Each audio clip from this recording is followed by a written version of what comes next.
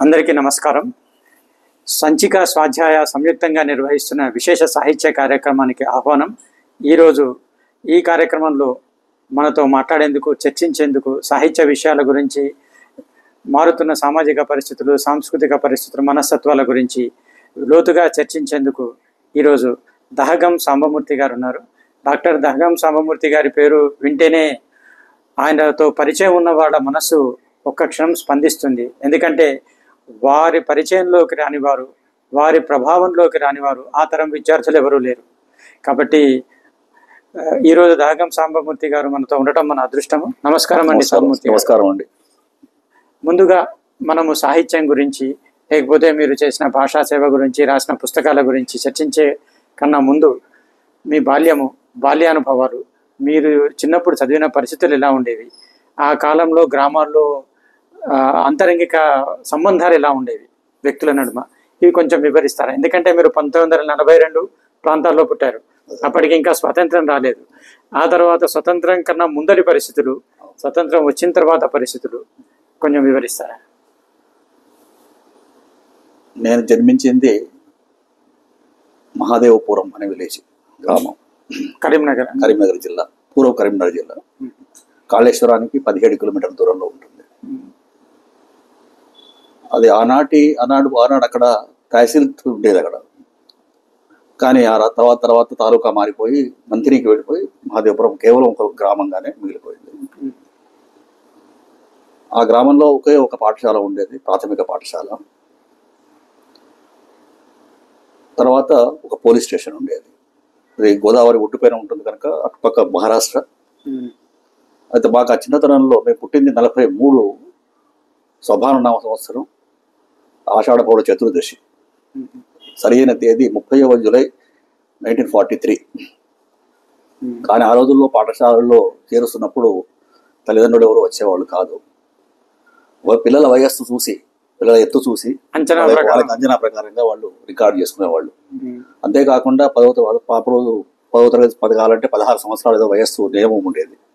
దానికి అనుగుణంగానే వాళ్ళు ఏం చేశారంటే, అప్పుడు 10వ తరగతి వచ్చే వరకు 16 ఏళ్ళు కావాలి, నిండాలి అనే ఉద్దేశంతో 42 అక్టోబర్ రికార్డు చేశారు.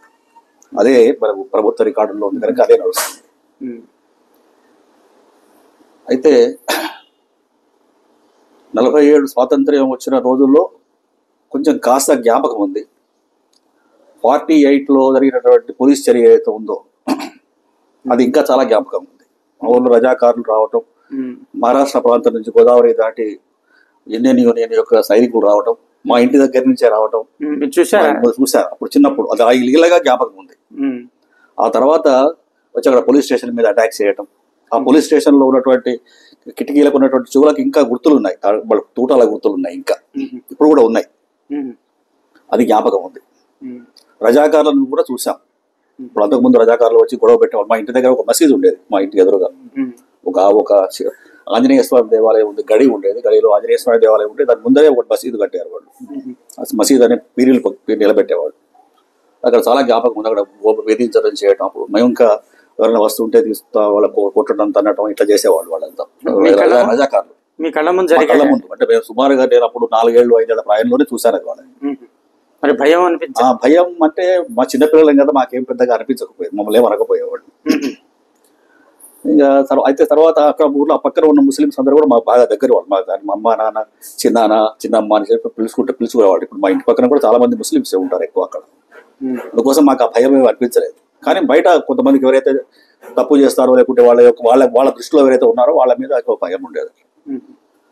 అంటే ఈ రజాకార్ల అటాక్లు కూడా ప్లాన్డ్ అండ్ కొద్దిమంది ఉండేది. మాకు తెలిసినంత వరకు కొద్దిమందికే ఉండేది. అందరు మా ఊర్లో అందరి మీద అటాక్ కాలేదు.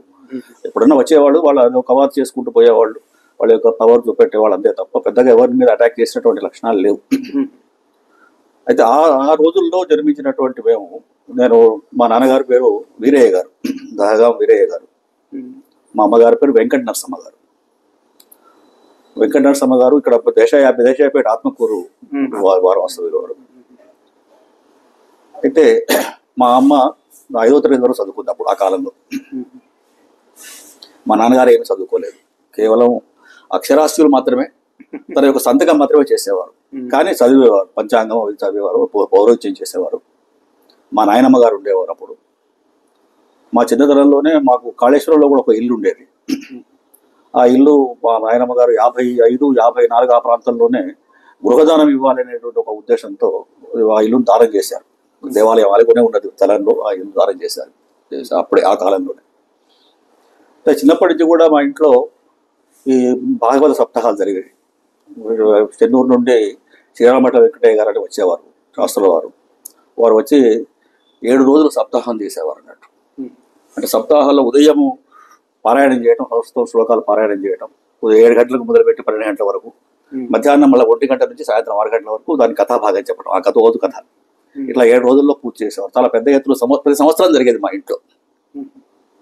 అయితే అవి విన్నటువంటి సందర్భాలు, తర్వాత మా అమ్మ పూజలు పురస్కారాలు, తర్వాత మా అమ్మ కూడా నిత్యం భాగవతం చదివేది, తర్వాత అధ్యాత్మ రామాయణం చదివేది ఆమె ప్రతిరోజు. మా నాన్నగారు ఏమి చదవకపోయేది, మా నాన్న పౌరోహిత్యం చేసుకోవడానికి ఊళ్ళో వెళ్ళేవాడు. అలా కాలంలో కొంత ఆ ఛాయలు ఏమిటంటే ఆ ఆధ్యాత్మిక దృష్టికోణం కొంత అప్పుడే ఏర్పడింది చిన్నప్పుడు. అయితే 1వ తరగతిలో మేము చేరాం, 5వ తరగతి వరకు చదువుకున్నాం. అప్పుడు ఉర్దూ మీడియంతో పాటుగా తెలుగు మీడియం అప్పుడే స్టార్ట్ అయింది. మాతోనే తెలుగు మీడియం స్టార్ట్ అయింది 48, 49 ఆ ప్రాంతంలో. అంటే మొత్తం మా పిల్లలంతా తెలుగు మీడియం. కొంతమంది ఉర్దూ చదువుకునే వాళ్ళు కూడా ఉండేవారు పిల్లలు, ఉర్దూ మీడియం కూడా ఉండేది. మాకు తెలుగు మీడియం కూడా చెప్పేవాళ్ళు. మాకు అయితే ఉర్దూ చదువుకోలేదు, ఉర్దూ అక్షరాలు నేర్వలేదు, తెలుగు అక్షరాలు నేర్చుకున్నాం. అలా ప్రారంభమైనటువంటి చదువు 5వ తరగతి వచ్చిన తర్వాత 5వ తరగతి అయిపోయింది. 6వ తరగతిలో ఏం చేయాలి, ఎక్కడికి వెళ్ళాలి, 6వ తరగతి లేదు అక్కడ మా దగ్గర. అప్పుడు మా నాన్నగారు, తర్వాత ఇంకొక ఆచార్యుల వారిని, ఒకరు శేషాచార్యుల వారిని ఉండేది. వారిద్దరూ కలిసి వాళ్ళ అన్నదమ్ములుగా ఉండేది ఇప్పుడు కూడా. అంటే వాళ్ళది శ్రీ వైష్ణవ కుటుంబం, మాది ఆరుష్ల భాషాచార్య గారు మామగారు, భాషాచార్య గారు మామగారు. అయితే అట్లా వారిద్దరూ కలిసి ఇంకా కొంతమందిని కూడబెట్టుకొని ఒక రిప్రజెంటేషన్ చేసి అప్పుడు కరీంనగరం వరకు వెళ్ళి రిక్వెస్ట్ డిఓకి అప్లికేషన్ పెట్టుకొని ఒక 6th, 7th క్లాస్లో రెండు కూడా 6th క్లాస్ 7th క్లాస్ కూడా తీసుకొచ్చారు అన్నట్టు మా ఊరికి. అలా 6th, 7th రెండు చదివాం. అయితే ఆ 6th, 7th చదువుతున్నప్పుడు 6th లో మాకు మొట్టమొదటిసారిగా తెలుగు చెప్పినటువంటి ఉపాధ్యాయులు రాఘయ్య గారని ఉండేవారు. గర్రెపల్లి వారిది భట్రాజు. ఆయన రాఘవరాజు అనేది మేము, కానీ వాళ్ళు భట్రాజు గారిని రాఘయ్య గారు అంటే పేరు, ఆయన పేరు రికార్డుల్లో. ఆ రాఘవరాజు గారు మాకు తెలుగు చెప్పేవారు. ఆయన తెలుగు పాఠం చెప్తూ ఉంటే అప్పుడు ఒక మన పద్యాలు చెప్తూ ఉంటే కృష్ణుడు, శనికృష్ణుడి గురించి పాఠం ఉండేది, బాలకృష్ణుడు ఏదో పాఠం. అది చెప్తూ ఉంటే మాకు కృష్ణుడి వాళ్ళే కనిపించేది ఆయన. అంత బాగా చెప్పేవాడు. తర్వాత చాలా ఉత్సాహంగా చెప్పేవాడు నడుచు పాఠం. ఆయనతో కొంచెం పద్యాలు నిలబడటం అలవాటు అయింది, చేశాడు ఆయన. ఆ తర్వాత 6, 7 తరగతులు అయిపోయినాయి అక్కడే. 7వ తరగతి అయిపోయిన తర్వాత ఏం చేయాలి అనేది ఒక క్వశ్చన్ వచ్చింది. చదువుకొని పోవాలంటే, పై తరగతులు చదవాలంటే అయితే చెన్నూరు పోవాలి, లేకుంటే మంతినికి వెళ్ళాలి. చెన్నూరు ఏమో గోదావరి దాటి వెళ్ళాలి, 20 మైళ్ళు కాదు 20 కోసులు, అంటే 30 కిలోమీటర్లు. లేకుంటే మంతినికి రావాలి, మానేరు దాటాలి, కనీసం అది 50 కిలోమీటర్లు, ఇప్పుడు 50 కిలోమీటర్లు. ఏం చేయాలి అనేటువంటి చదువు అవసరం లేదు, పౌరోహిత్యానికి వెళ్తుంటా మొదలు పెట్టుకుందాం, ఇంకా ఏదో నేర్చుకుందాం అని చెప్పి ఒక ఆలోచన వచ్చింది మా నాన్న. కానీ మా అమ్మ ఏమో కనీసం 10వ తరగతి వరకు చదివిద్దాం అనేటువంటి మా అమ్మ యొక్క కోరిక మేరకు చెన్నూరుకు వెళ్లాల్సి వచ్చింది. అయితే చెన్నూరులో అనుకోకుండా అప్పుడు మా ఊర్లో ఒక నాకా ఉండేది. నాకా అంటే బయట నుంచి వచ్చేటువంటి వాటికి కాండి చీటీలు అని ఉండేది ఆ కాలంలో. కాండి చీట్ అనేవాళ్ళు. అంటే ఊర్లో ప్రవేశించే ముందు అక్కడ టోల్ కట్టాలి, టోల్ గేట్స్ తిరిగి కాండి చీట్ అని ఉండేది, నాకాబందీ అనేది ఉండేది. ఆ నాకాబందీలో పనిచేసేటువంటి కరోడ్గిరి అనేది ఆయన అప్పుడు వాళ్ళు ఉర్దూలో. ఆ నాకాబందీలో పనిచేసేటువంటి ఒక ఆయన అక్కడ చెన్నూరు అతను. అంటే వాళ్ళు మాకు తెలిసిన వాళ్ళు, పరిచయం ఉన్నవాళ్ళు. అలాగే మా ఊరికి ఎప్పుడు కూడా ఒక లక్ష్మీపతి గారని ఒకతను పండితుడు, ఆయన చెన్నూరు నుంచి వచ్చేవాడు. మా దగ్గర వెంకటేశ్వరాలయం ఉంది మా ఇంటి దగ్గర, ఊర్లో గుట్ట పైన. ఆ మంది దగ్గర వాళ్ళ 20,000 పైన వాళ్ళు ప్రతి సంవత్సరం వాళ్ళు దర్శనానికి వచ్చేవారు. అయితే అలా వాళ్ళు మా ఇంటికి వచ్చినప్పుడు మా ఇంట్లో ఉండి భోజనాలు చేసి వెళ్ళిపోయేవాళ్ళు. అట్లా పరిచయం. దాంతోనే మీ వాడిని ఇక్కడికి మేము చెన్నూరు తీసుకుపోతాం, చెన్నూరుకు పంపించండి, చదివిస్తాం అక్కడ అని చెప్పి వాళ్ళు చెప్పారు. ఆ కారణంతోనే చేసామంటే చెన్నూరుకు చదవడానికి వెళ్ళాం. చెన్నూరుకు వెళ్ళిన తర్వాత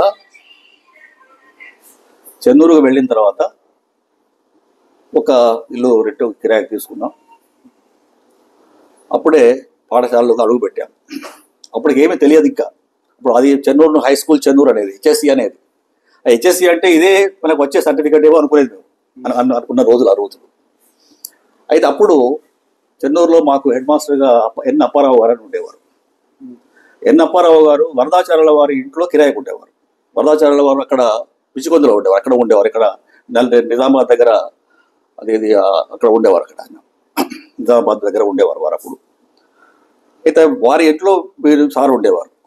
అయితే వెలుపల్లి నుండి వచ్చేటువంటి విద్యార్థులు, పేద విద్యార్థులు ఇంగ్లీష్ రాదు ఎక్కువగా, వాళ్ళకి తెలియదు అని చెప్పే ఉద్దేశంతో హెడ్ మాస్టర్ గారు ఏం చేసేవాళ్ళు అంటే బయట నుంచి వచ్చేటువంటి కొంతమంది పిల్లల్ని, అంటే ప్రధానంగా 8th ఫస్ట్ జాయిన్ అయ్యేటువంటి పిల్లల్ని అడాప్ట్ చేసుకునేవాళ్ళు. అంటే అడాప్ట్ చేసుకోవడం అంటే దత్తత తీసుకోవడం పిల్లల్ని. అంటే మా బాబు ఎట్లా చదువుతున్నావు ఏమిటని ప్రతిసారి ఏదో చెప్పటం, అవసరమైతే వాళ్ళ ఇంట్లో కూర్చుండబెట్టి చదువు చెప్పటం. మాకు అక్కడ కూర్చుండబెట్టి ఇంగ్లీష్ చెప్పేవాడు, లెక్కలు చెప్పించేవాడు. అంటే మీరు వాళ్ళ ఇంట్లో సాయం బడి తర్వాత, స్కూల్ తర్వాత. అంటే 7th 8th వచ్చేదాకా ఇంగ్లీష్ లేదా? లేవు, ఇంగ్లీష్ ఉంది. ఇంగ్లీష్ ఉన్నా ఏదో కొంచెం వచ్చు కానీ మామూలుగా వస్తుంది, కానీ మామూలుగా ఇంగ్లీష్ అంతకు ఇంగ్లీష్ ఏమొస్తుంది, కొంచెం ఎక్కువ ఇంగ్లీష్ రావడానికి కొంచెం ఆయన చెప్పేవాడు అన్నట్టు. హిందీ ఉండేది? హిందీ ఉండేది. సో తెలుగు హిందీ ఇంగ్లీష్ వచ్చు, మూడు సైన్స్, తర్వాత లెక్కలు, తర్వాత సోషల్ స్టడీస్, పరిసరాల విజ్ఞానం అనేది ఉండేది అప్పుడు. అది సాంఘిక శాస్త్రం అనేవాళ్ళు అప్పుడు, సాంఘిక శాస్త్రం అనేవాళ్ళు. అది అలా ఏం చేసామంటే చరిత్ర భూగోళం, సాంఘిక శాస్త్రం కూడా చరిత్ర భూగోళం అని ఉండేది. అయితే అలా ఆయన మాకు చెప్పేవాడు అన్నట్టు. ఎప్పుడన్నా ఆదివారాలు, తర్వాత సెలవు రోజులు, తర్వాత మామూలుగా సాయంత్రాలు వాళ్ళ ఇంట్లో కూర్చుంటే మాకు అవి లెక్కలు చెప్పేవాడు, ఇంగ్లీష్ చెప్పేవాడు. అయితే అలా కొంచెం మాకు మేమంటే ఆయనకు బాగా దగ్గర అయినాం అన్నట్టు. అంటే మా ఏదైనా కావచ్చు, అక్కడ ప్రతి సంవత్సరం మన పాఠశాలలో గణపతి నవరాత్రులు జరిగేది. అక్కడ గణపతిని పెట్టడం, తర్వాత భజనలు చేయటం, తర్వాత పూజలు చేయటం రోజు. దాంట్లో నేను కూడా వెళ్ళి నాకు తెలిసినటువంటి పూజలు నేను కూడా నాకు కూడా ఒక వంతు వచ్చేది. ఆ వంతులో నేను పూజలు చేయటం, తర్వాత చిన్న చిన్న నాటకాలు వేయటం, నాటకాల్లో పాల్గొనడం, ఏదో ఒక పాత్ర, ఇట్లా బుర్రకథలు చెప్పటం, ఇట్లా మొదలైంది. అయితే అప్పుడు 8th పోయిన తర్వాత, 8th జాయిన్ అయిన తర్వాత ఇంకా అయితే ఒకటి ఆప్షనల్ తీసుకోవాలి. ఒక ఐచ్ఛికం అనేది ఒక సబ్జెక్ట్ తప్పకుండా తీసుకోవాలి. అంటే 7వ సబ్జెక్ట్ అది. అంతా మ్యాథమెటిక్స్ తీసుకుంటారు కొంతమంది సంస్కృతం తీసుకుంటారు, కొంతమంది హిస్టరీ తీసుకుంటారు. మూడే ఆప్షన్స్. హిస్టరీ అంటే ఇంగ్లాండ్ హిస్టరీ, తర్వాత మ్యాథమెటిక్స్ అంటే హైయర్ మ్యాథమెటిక్స్. అప్పుడు అజంతా పిజగణితం, అజంతా రేఖాగణితం అనే పుస్తకాలు ఉండేవి. తర్వాత మా లక్ష్మీ గారు సంస్కృతం చెప్పేవారు. నేను చెప్పారు మన ఆయన లక్ష్మయ్య సారు, ఆయన సంస్కృతం చెప్పేవాడు. ఆయన నువ్వు సంస్కృతంలో చేరు అని అన్నాడు.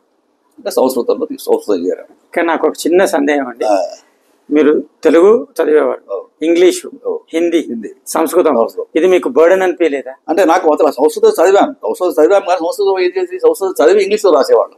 అంటే ఇప్పుడు మనం సమకాలీన సమాజంలో చూస్తున్నాం, 2 భాషలు దాటి చదవమంటేనే పిల్లల మీద బర్డెన్ అయిపోతుంది అంటారు. అట్లా బర్డెన్ ఏం కాదు. ఇది చూస్తే మీకు ఎలా అనిపిస్తుంది? చిన్నతనంలో ఎన్ని భాషలైనా నేర్చుకోవచ్చు. ఇది చూస్తే మీకు ఎలా అనిపిస్తుంది?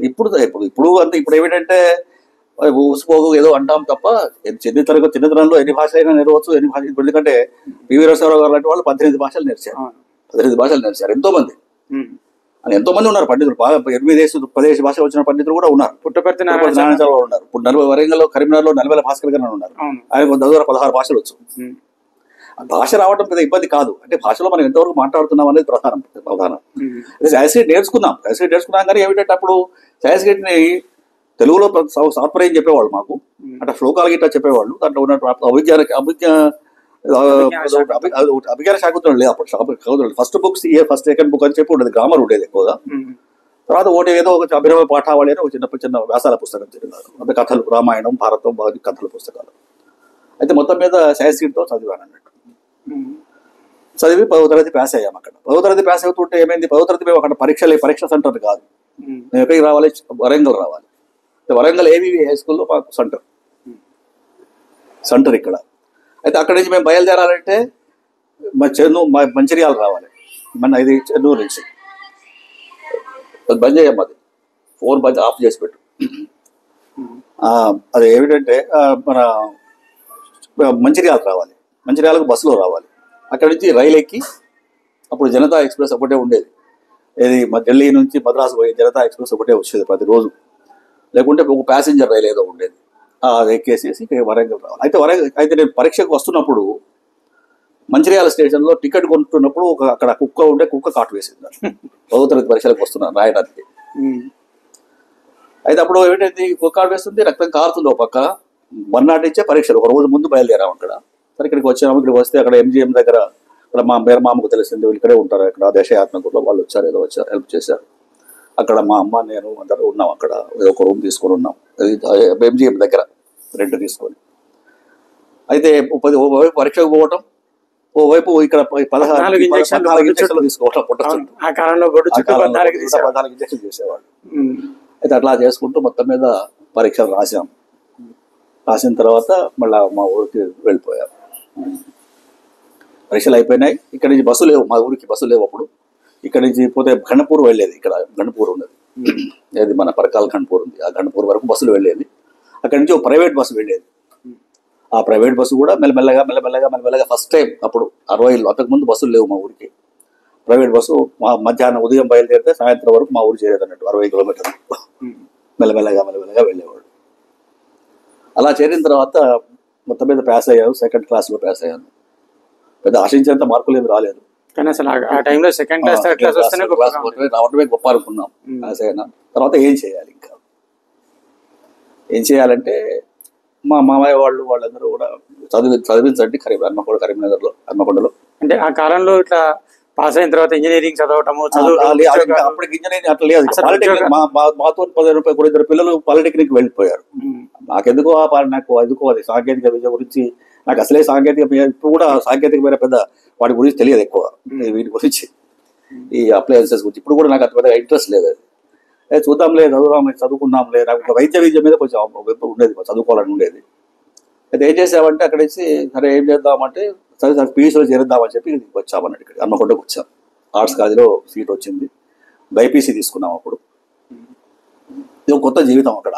అప్పుడు అంతవరకు నేను ప్యాంట్లు లేదు నాకు, ఓన్లీ మామూలుగా లేదు, నిక్కర్లే ఉండేవి. 10th క్లాస్లో కూడా అయితే అప్పుడు ఒక ప్యాంట్ మాత్రం కొనుక్కున్నాం అన్నట్టు. ఒక ప్యాంట్ మాత్రం మా అమ్మకు అప్పుడు కుట్టించారు, చాలా అతి కష్టం మీద, అంటే చాలా పేదరిక కుటుంబాలు. ఆ కాలంలో పురోహితులు కూడా ఇవ్వకపోయేవాళ్ళు, ఏదైనా ఇస్తే తర్వాత ఎప్పుడో వాళ్ళ పంటల మీద ఇచ్చేవాళ్ళు. పోవడం మన పౌరోహిత్యం చేయించి రావడం అంతే. అయితే మా ఊరు దగ్గర నుంచి సుమారుగా ఎక్కడి వరకు బేడారం వరకు కూడా మా నాన్నగారిది మొత్తం 50 విలేజెస్ అన్నీ ఉండేవి. పురోహితం అన్ని చిన్న విలేజెస్, అంటే తండాలు, తర్వాత కొన్ని విలేజెస్ అక్కడ. అంటే యాక్చువల్గా మంథని అనేది అక్కడ మన రాజమండ్రి లాగా ఇక్కడ అట్లా సంస్కృత మంత్రి అగ్రహారం, అది మంత్రి అగ్రహారం. అక్కడ అక్కడ ఆ వేదము అది నేర్చుకోవాలి, అది అవకాశం లేదు, అది వేదం నేర్చుకోలేదు. కానీ ఇంటి దగ్గరే ఏదో కొంచెం మకోత్సవకాలు, తర్వాత మామూలు పూజా విధానము, తలగ్రహం పూజ చేసి అలా చేసే అలవాటు ఉండేది కొంచెం. అది చేశాను తప్ప పెద్దగా వేదం ప్రత్యేకంగా నేర్చుకోలేదు. సో ఆర్ట్స్ కాలేజీకి వచ్చారు. అయితే ఆర్ట్స్ కాలేజీకి వచ్చినప్పుడు ఏమిటం జరిగిందంటే, ఇక్కడ అప్పుడు మాకు వాసుదేవ్ గారు వైస్ ఛాన్సలర్ అయ్యారు. తర్వాత వారు అది బయాలజీ చెప్పేవాళ్ళు, ఇది సైన్స్, బాటనీ అండ్ జువాలజీ వాళ్ళు చెప్పేవారు.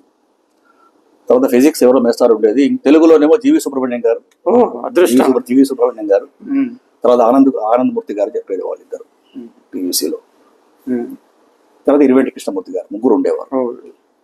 అయితే ఆనందమూర్తి గారేమో ఉపవాచకం చెప్పేవారు, జీవి సుబ్రహ్మణ్యం గారు పద్యం చెప్పేవారు, గద్యమేమో ఇరువెంటి వారు చెప్పేవారు. అయితే వారు ముగ్గురు తెలుగు చెప్పారు. వారి స్టైల్ ఎలా ఉండేది? వారి స్టైల్ అసలు యాక్చువల్గా ఇక్కడ మేము తేలిపోతున్నట్టు ఉండేది. వాస్తవానికి అంతవరకు మేము మంచి పండితులు, సంస్కృత పండితుల నుంచే తెలుగు విన్నాం. అక్కడ లక్ష్మయ్య గారు, అక్కడ చెన్నూరులో మూర్తి గారు అని వారు, దత్తాత్రేయ శర్మ గారిని సంస్కృతి చాలా బాగా చెప్పేవారు. అయితే అలా చెప్పడానికి ఇక్కడ వీళ్ళు చెప్పడానికి మంచి చాలా జీవి సుబ్రహ్మణ్యం గారు చెప్తుంటే రాదు ఏదో తేలియాడుతున్నట్టుగా, రసగుళికలు ఏదో మింగినట్టుగా ఏదో అనిపోయేది. చాలా బ్రహ్మాండంగా చెప్పేవారు. కృష్ణమూర్తి గారు కానీ ఆనందమూర్తి గారు కూడా నీరసమైనటువంటి సబ్జెక్ట్ లోంచి ప్రసంగం తీసేవారు ఆనందమూర్తి గారు. అలా PUCలో బయోసైన్స్ లో అప్పుడు ఫీజులు కట్టడానికి కూడా డబ్బులు లేకుంటే పరీక్ష ఫీజు కట్టాలంటే డబ్బు రాలే, ఇంటి దగ్గర తీసి ఏదో ఎంత 20,000 రూపాయలు అంతే. నాకు బలసరీ వచ్చారు వాళ్ళు. ఇక్కడ నేను మార్కులతో 2nd క్లాస్ మార్కులైనా ఆర్ట్స్ కాలేజీలో బలసరీ అని ఇస్తారు వాళ్ళు. ఏదో బలసరీ దొరికింది, అంటే ఫీజులో కొంచెం స్కాలర్షిప్ లాంటిది. అయితే తర్వాత ఏదో ఇక్కడ ఈ పక్క మచిలీబాద్లోనే ఒక ఇంట్లో మేము ఇద్దరం, మా అన్నయ్య బావమరిదిను నేను ఇద్దరం కలిసి, మా చిన్నమ్మ కొడుకు అన్నట్టు వాళ్ళ బావమరిది నేను ఇద్దరం కలిసి వండుకొని తినేవాళ్ళం. రోజు నడిచిపోయేది.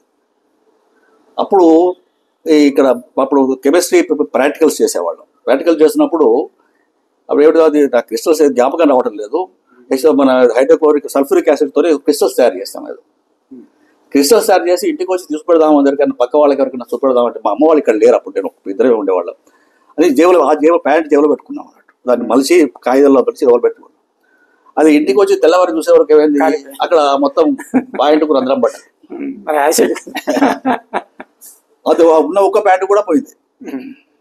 ఆ తర్వాత ఇంకేదో ఒక ప్యాంటు మళ్ళీ తీసుకొచ్చుకొని ఇప్పుడు సెలవు వచ్చినాయి. తర్వాత ఏదో ప్యాంటు వేసుకొని ఒకటే ప్యాంటు రోజు ప్యాంటు అది పోవటం, కళాశాలకు పోవడానికి కూడా ఒకటే ప్యాంటు, రావడానికి కూడా ఒకటే ప్యాంటు మొత్తం ఆ సంవత్సరం అంతా. అయితే PUCలో కూడా తృతీయ శ్రేణిలో పాస్ అయ్యాను. ఫస్ట్ క్లాస్లో పాస్ కాలేదు, 5 పాస్ అయినా. 5 సెకండ్ క్లాస్లో పాస్ అయినా. ఒక 13 మందో 12 మందో థర్డ్ క్లాస్లో పాస్ అయినా. ఆ కాలంలో ఉస్మానియా యూనివర్సిటీలో 5 పాస్ అయితే ఏం చేయాలి ఇంకా PUC అయిన తర్వాత. అయితే వైద్య విద్య చదవాలని బాగా ఉండేది కానీ మనకు రాదు. ఎందుకంటే సెకండ్ క్లాస్ ఫస్ట్ క్లాస్ వస్తేనే రావడం లేదు, సెకండ్ క్లాస్ వస్తే రాదో తెలియదు. అప్పుడు ఉస్మానియా ఒకటే. తర్వాత ఇక్కడ కాకతీయ కొత్తగా వచ్చింది. ఇక్కడ మనకు అప్పుడు 55లో వచ్చింది కళాశాల. ఇక్కడ కాకతీయ వైద్య కళాశాల చేరదామంటే ఇక్కడ 5,000 రూపాయలు 6,000 రూపాయలు 5,000 రూపాయలు ఉండేది అక్కడ ఫీజు. డొనేషన్ ఇస్తే సంవత్సరం ఫీజుతో సహా ఇస్తే అడ్మిషన్ అన్నాడు వైద్య కళాశాల. ఆ కాలంలో ఎంతో మంది కట్టలేక అవి కూడా లేవు డబ్బులు. లేవు. అంటే ఆ వైద్య మీద ఆశ వదులుకున్నాం. ఇంకా డాక్టర్ అని రాసుకోవాలని ఉండే, అది వదులుకున్నాం అన్నాడు. సో పరోక్షంగా తీర్చుకున్నట్టు. ఆ తర్వాత అగ్రికల్చర్ కాలేజీలో సీట్ వచ్చింది ఇక్కడ హైదరాబాద్లో. సీట్ వస్తే హైదరాబాద్ పోయి అగ్రికల్చర్ ఏం చదవాలి, ఇంటి దగ్గర ఏదో వ్యవసాయం ఉన్న పొలం అది వేసుకుంటే అక్కడే ఉండొచ్చు కదా. నాకు పెద్దగా ఆసక్తి అనిపించలేదు, అది వదిలేసుకున్నాను. అప్పుడు డైరెక్ట్ గా మనం వాళ్ళు ఏం చేశారంటే మన మార్కులు అవి చూసుకొని యూనివర్సిటీ నుంచి రిజల్ట్స్ తీసుకొని ఎంప్లాయ్మెంట్ ఎక్స్చేంజ్ లో రిజిస్ట్రేషన్ చేసేవాళ్ళం ఆ కాలంలో. ఆ ఎంప్లాయ్మెంట్ చూసేసి నేషనల్ శాంపుల్ సర్వేలో నాకు జాబ్ ఇచ్చారు. ఒకటి వాళ్ళు అపాయింట్మెంట్ వచ్చింది. ఇది గవర్నమెంట్ ఆఫ్ ఇండియా నుండి హైదరాబాద్ లో పోస్టింగ్ ఇచ్చారు. నేషనల్ శాంపుల్ సర్వే అది వాడు ఇచ్చే జీతం 60, 70, 80 ఇస్తాడు. ఆ 80 కోసం నేను హైదరాబాద్కే పోయి ఎక్కడే ఉంటాను అని చెప్పి అది కూడా వదులుకున్నాను. ఏం చేయాలి ఇంకా వేరే, నాకు డిగ్రీ ఎట్లయినా చదువుకోవచ్చు కావాలనుకుంటే ఎట్లయినా. అప్పుడు ఇంకా డిస్టెన్స్ మోడ్ రాలేదు, వచ్చి అప్పుడే కొత్తగా వస్తుంది అన్నట్టు అది డిస్టెన్స్ మోడ్. అంటే ఓపెన్ యూనివర్సిటీస్ అట్టు ఏమి లేవు అప్పుడు. స్వయం పాఠశాల వస్తున్నాయి, అట్లా చదువుకోవచ్చు, ప్రైవేట్గా చదువుకోవచ్చు, ఏం పెద్ద ప్రాబ్లం ఏముంది. అనవసరంగా ఎందుకు అని చెప్పి అప్పుడు కొంతమంది మా మిత్రులందరూ కూడా టీచర్స్గా వెళ్దామని చెప్పి వాళ్ళు రెడీ అయినారు. సరే నేను కూడా టీచర్గా పోదాంలే, మనం అక్కడ కొంచెం స్టైపెండ్ వస్తుంది, కొంచెం సంపాదించుకోవచ్చు, ఏదో వస్తుంది అని చెప్పి హుజూరాబాద్లో BTS ఉండేది. ఆ BTSకు వెళ్ళామన్నట్టు, ఇంటర్వ్యూకి వెళ్ళాము. అయితే BTS ఇంటర్వ్యూకి వెళ్ళినప్పుడు ఏమైందంటే ఆ ఇంటర్వ్యూలో అప్పుడు కరీంనగర్ DO ఎన్ అప్పారావు గారు, అంటే మాకు హై స్కూల్లో హెడ్ మాస్టర్గా ఉన్నటువంటి అప్పారావు గారు, ఆయన నన్ను గుర్తుపట్టాడు. ఎటు వచ్చినావురా అని అన్నాడు. నేను కూడా గుర్తుపట్టాను. నమస్కారం అంటే ఎటు వచ్చినావురా అని అన్నాడు. అంటే ఏం చదివినావురా, ఎటు వచ్చినావురా అని అన్నాడు. అప్పుడు పవిత్ర చదివితే ఇచ్చేవాళ్ళు అక్కడ, ఇది LGBT ట్రైనింగ్. అయితే నేను ఇట్లా PUC చేశాను సార్, నాకు వేరే చదువుకోవాలని లేదు, తెలుగులో టీచర్గా జాబ్ అయినా చేస్తే ట్రైనింగ్ చేద్దాము అని చెప్పి వచ్చాను అని చెప్పి నేను అన్నాను. అంటే నీకెందుకురా ట్రైనింగ్, ఎందుకురా నీకు, నువ్వురా కరీంనగర్ రా, నీకు ఉద్యోగం ఇస్తా, టీచర్ ఉద్యోగం ఇస్తారన్నాడు. మీ ఇంటి దగ్గర ఇస్తా అని చెప్పాను అన్నాడు.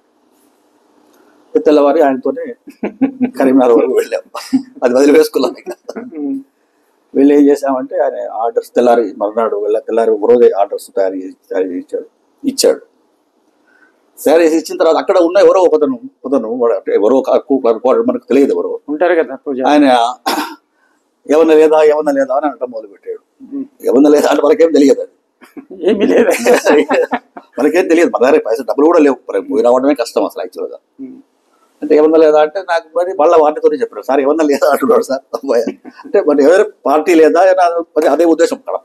అప్పుడు ఇంకా లంచాలు కూడా పెద్దగా లేవు, ఏదో వస్తే రూపాయి 2 రూపాయలు 10 రూపాయలు తీసుకొని సంతృప్తి పడేవాళ్ళు, కానీ అది కూడా మన దగ్గర లేవు ఇచ్చిన వాళ్ళకి. అయితే అప్పుడు దాన్నే తీసుకొచ్చి ఇచ్చి పోరా అని చెప్పినాడు. ఇక నాకెందుకు ఈ ఊరే ఆర్డర్ ఇచ్చాడు కదా అని చెప్పి నేను వెళ్ళాను. నేను ఆ స్కూల్లో జాయిన్ అయినాను. మా ఊరు పక్కనే ఒక 2 కిలోమీటర్ల మీద బొమ్మాపురం అనే విలేజ్ ఉంటుంది. ఆ బొమ్మాపురం అనే విలేజ్లో జాయిన్ అయిన తర్వాత 2 నెలలు గడిచింది. అక్కడ పక్కన సూరారం అనే విలేజ్ ఉంటుంది. అది కేంద్ర ప్రవేశాలు, అది సెంట్రల్ సిపిఎస్ అంటారు. అక్కడ పేబుల్ సెంటర్ అంతా కూడా అక్కడే చేస్తారు. నేను ఆయనకు కూడా చెప్పాను, నేను ఇట్లా వచ్చానని చెప్పి ఒక జాయినింగ్ రిపోర్ట్ ఒకటి రాసేసి వాళ్ళకి పంపిస్తే 3 నెలలు అయింది, జీతం లేదేం లేదు, వచ్చేది లేదు. మార్నింగ్ 8 నుంచి మార్నింగ్ 8 o'clock నుంచి మధ్యాహ్నం 11 గంటల వరకు పడి, తర్వాత మళ్ళీ సాయంత్రం 2 నుంచి 4 గంటల వరకు పడి, నేను మార్నింగ్ 8 గంటల వరకు భోజనం చేసుకొని, అప్పుడు మా ఇంట్లో మా నాన్నగారు ఊరికి పెడుతుంటే సాలగ్రామాలు ఉండేది. సాలగ్రామం పూజ చేసేసి అభిషేకం చేసి వంట వండి ఆ పెట్టిన నైవేద్యమే నేను కూడా కొంచెం తినేసేసి 7:30కి అట్లా బయలుదేరేది ఇంటి దగ్గర నుంచి. 7:30కు బయలుదేరి 8 వరకు అలా స్కూల్లో ఉండి ప్రేయర్ చేయించి 5 తరగతులు ఒకడే ఉపాధ్యాయుడు, యోగోపాధ్యాయ పాఠశాల చేసేసి అట్లా రోజులు గడుస్తుంటే 2 నెలలు అయింది, 3 నెలలు అయింది. సెప్టెంబర్లో జాయిన్ అయినాను. అక్టోబర్ పోయింది, నవంబర్ పోయింది, డిసెంబర్ పోయింది. ఎవరు నన్ను పలకరించిన వాళ్ళు లేరు. డిప్యూటీ ఇన్స్పెక్టర్ కూడా రాలేదు. అయితే డిసెంబర్ చివరిలో ఒక డిప్యూటీ ఇన్స్పెక్టర్ గారు మంత్రి నుంచి వస్తున్నారు. ఆయన వచ్చినారట. డిప్యూటీ ఇన్స్పెక్టర్ నేను ఆ రోజు ఏమైంది, మాకు అక్కడ అప్పుడు గడియారాలు లేవు, చేతి గడియారాలు ఎక్కడివి లేవు, జీతమే లేదు, గడియారం ఎక్కడిది ఇంకా. అయితే అప్పుడు పిల్లలు ఏం చేస్తారంటే, ఆ కాలంలో ఒక పాకలో ఉండేది బడి. ఆ పాక యొక్క నీడలు, ఎండాకాలం కదా, నీడలు ఏవైతే సూర్యుడు నీడలు పట్టుకొని నీడలు గీతలు పెట్టుకోవాలి. వాళ్ళని గడియారం పట్టుకుపోయి అడిగి ఇది 3ంటికి గీత, 4ంటికి గీత అని పెట్టేవాడు. అయితే 4ంటికి గీత ఒక గీత పెట్టేవాడు.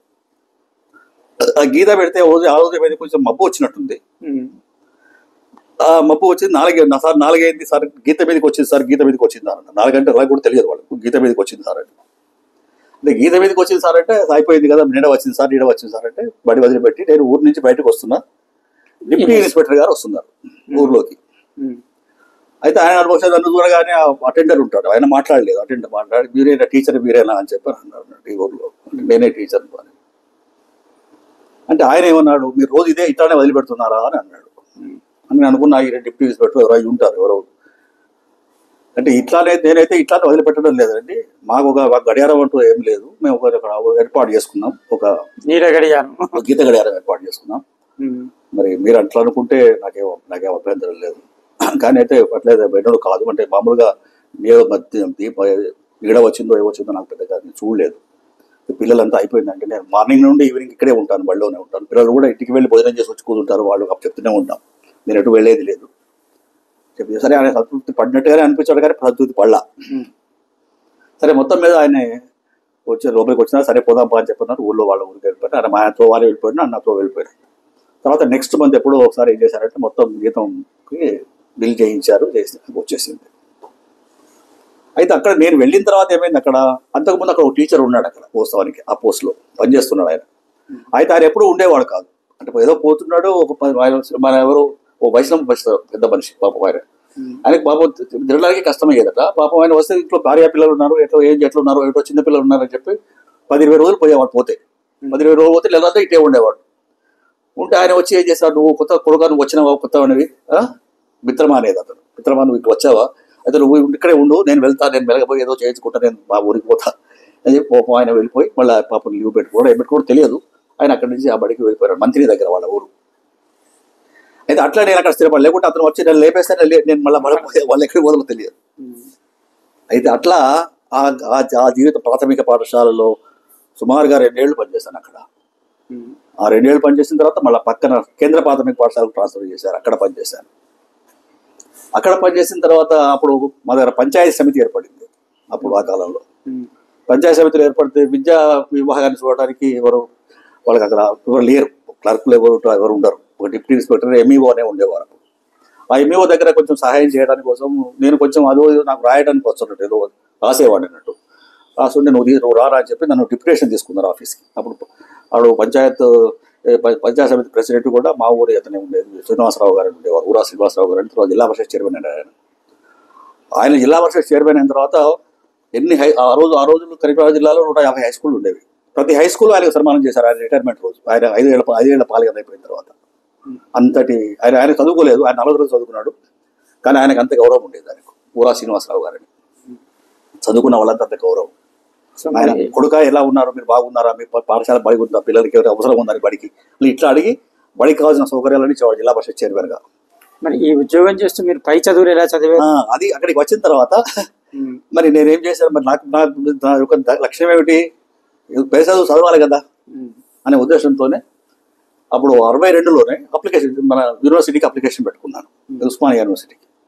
నేను ఇట్లా బిఏ చదవడానికి బిఏ పార్ట్ 2 రాయాలన్నట్టు, పార్ట్ 1 రాయడానికి నాకు పర్మిషన్ ఇవ్వాలి అని చెప్పి గవర్నమెంట్ ద్వారా అంటే ఫర్ ఇంప్రూవ్మెంట్ ఆఫ్ క్వాలిఫికేషన్స్ అని చెప్పి ఒక ప్రావిజన్ ఉండేది ఎంప్లాయీస్కి, టీచర్స్కి ప్రధానంగా. అయితే డిఓకి పంపిస్తే డిఓ ఏం చేశారంటే డైరెక్టర్ ఆఫ్ స్కూల్ ఎడ్యుకేషన్కి దాన్ని ఫార్వర్డ్ చేస్తే director of school education permission ఇస్తూ ఒక ఆర్డర్స్ తీశారు వాళ్ళు. అది నాకు వచ్చిన తర్వాత అప్పుడు ఏం చేశారంటే 60లో జాయిన్ అయినాను. 63 మార్చిలో ఫస్ట్ లాంగ్వేజెస్, అప్పుడు బిఏ పార్ట్ 1లో లాంగ్వేజెస్ ఉండేవి. ఆ లాంగ్వేజెస్ పరీక్షలో నేను సిద్దిపేటలో రాశాను. సిద్దిపేటలో మా మేనమామ గారు, మా చిన్న మేనమామ గారు మన ఫిజిక్స్ లెక్చరర్గా ఉండేవారు, ఎస్ విశ్వనాథం. తర్వాత ఆయన జాయింట్ డైరెక్టర్ రిటైర్ అయినారు హైయర్ ఎడ్యుకేషన్లో. వారు మంచి ఫిజిక్స్ లెక్చరర్ ఉండే వారి అక్కడ మొత్తం సిద్దిపేటలో మొట్టమొదటిసారిగా వాళ్ళ ఇంట్లో ఉండి వారం రోజులు అక్కడ పరీక్షలు రాశారు. అంటే ఒకటే లాంగ్వేజ్ ఫస్ట్ లాంగ్వేజ్ 2 తెలుగు పరీక్షలు, 2 ఇంగ్లీష్ పరీక్షలు, అంటే 4 పరీక్షలు రాసాము. రాస్తే పొటాపొటిగా మంచి మార్కులు ఏదో మనం పాస్ అయిపోయారు. ఆ తర్వాత 64లో మళ్ళీ 3 ఆప్షనల్స్ రాశారు. ఆప్షనల్స్ 3 ఏమేంటి? అది అప్పుడు ఏముంటుందంటే ఒకటి history, politics, public administration. History politics and public administration అంతే.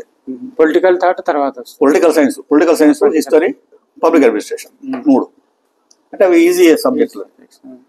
అప్పుడు పరీక్షలు రాయాలంటే అప్పుడు మళ్ళీ నేను సిద్దిపేటకి పోలేకపోయినాను, ఆర్ట్స్ కాలేజ్ సెంటర్ ఉండేది. అప్పుడు ఏమిటంటే రిఫ్రెషర్ సిరీస్ అని చెప్పి పంజాబ్ నుంచి వచ్చేది, లుధియానా నుంచి ఇంత పెద్ద పుస్తకాలు వచ్చేవి రిఫ్రెషర్ సిరీస్ అని.